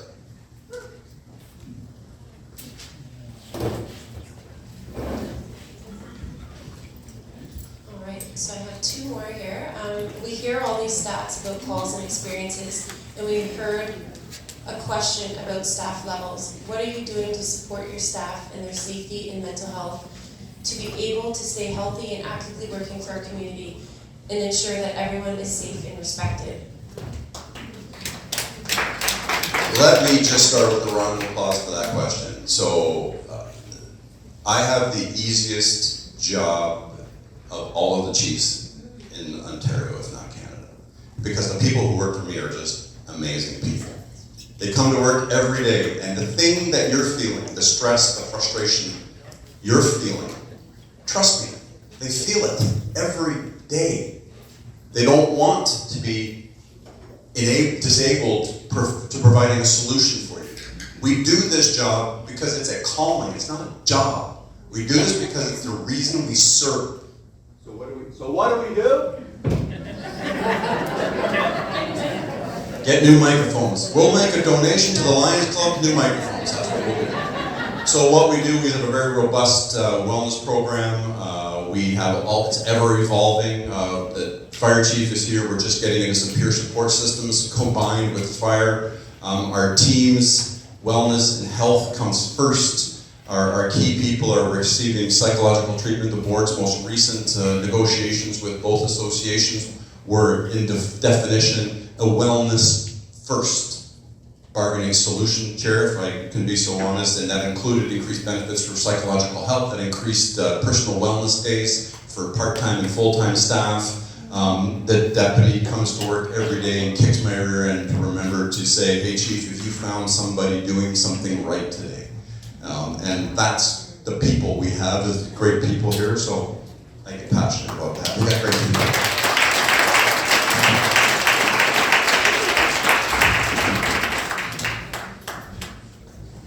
Thank you, everyone. Thank you, Chief. Thank you, everyone. We're going to wrap up. Now, I have every submission here that we are going to bring back all the feedback here tonight and all the feedback we've received to the team to move forward. So I'm just going to give it to Chief very quickly to wrap it up. And I'll pull up a quick slide here.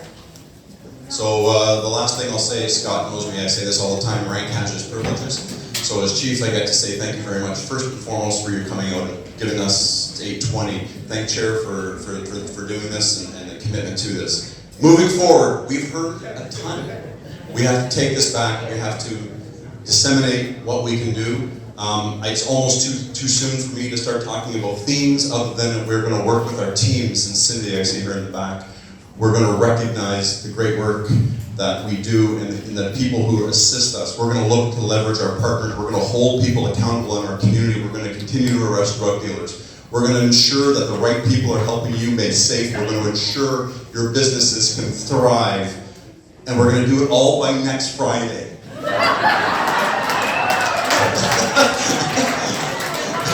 So I obviously jest. So you'll start to see some things under the mantra of Dynamic Patrol Program. So keep your ears to that. That's what we're going to be launching. We don't know what it's going to totally look like, but it's going to start with increased presence. We've already seen it. You've already seen it, so pay attention to all your social media outlets or different outlets of press. We're going to continue to come back to you. The board agrees, forces my hand every day to be engaged in the sense of meeting with community groups, talking to individuals, 1, 2, 5, 10, or 262 that might have been here tonight. You got your second question. I've got it now, Okay. yeah. My question was, your statistics that you provided at the beginning, could they potentially be skewed because people are feeling so hopeless and not making calls to the police because they're afraid that will be down? Yeah, so regardless of how you're feeling, crime statistics are always underreported. So they're always an underreport. But they were so emphasized at the beginning. I was trying to make a point. Thank you for shattering my dream.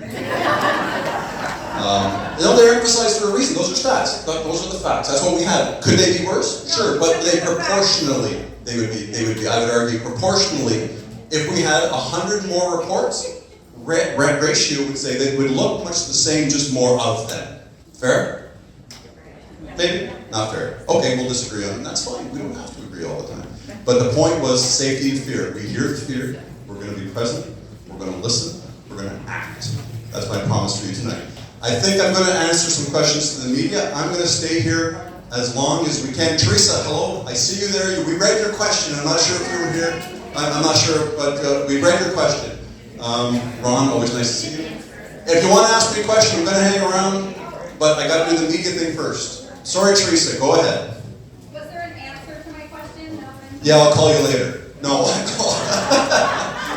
The answer, your question was asked 3 different ways, and the answer is the same. We treat everybody in the community the same. We arrest those who are accountable for the poor behavior, and we treat everybody from a victim-centered approach first, regardless of their race, creed, etc., etc., etc.